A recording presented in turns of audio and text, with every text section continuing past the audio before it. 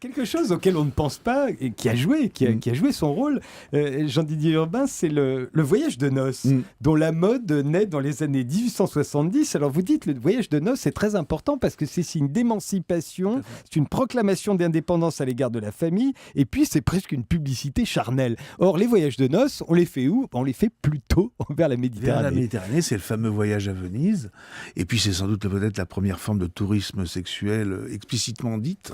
Oui, sauf qu'on y va avec son épouse. On y va avec son épouse, mais on sait très bien que l'enjeu, c'est quand même la sexualité, ou en tout cas l'initiation présumée de la promise par le promis, etc. Donc c'est assez mal vu au départ. C'est très très mal vu, surtout quand on se met à mettre dans les hôtels des suites à disposition spécifiquement pour les jeunes mariés.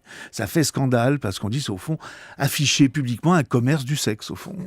Faire une sorte de l'hôtellerie, une sorte de réceptacle à des pratiques, je dirais, relevant de la fornication. Et ça, les hôtels de la Côte d'Azur s'en régalent. S'en régalent, évidemment. Alors, ce qui est intéressant, c'est aussi le sens du voyage qui change.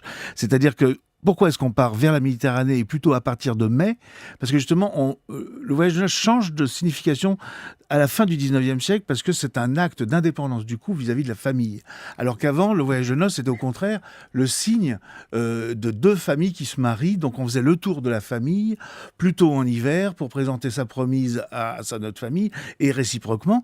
Et c'était vraiment un signe d'aliénation et de soumission. Alors qu'à partir de la fin du 19e siècle, le couple s'émancipe. Et il dit, part tout seul. Je m'en vais, on s'en va tous les deux vers le soleil, à la saison qui n'est pas habituelle, pour pouvoir nous découvrir l'un l'autre pendant un mois, c'est la lune de miel.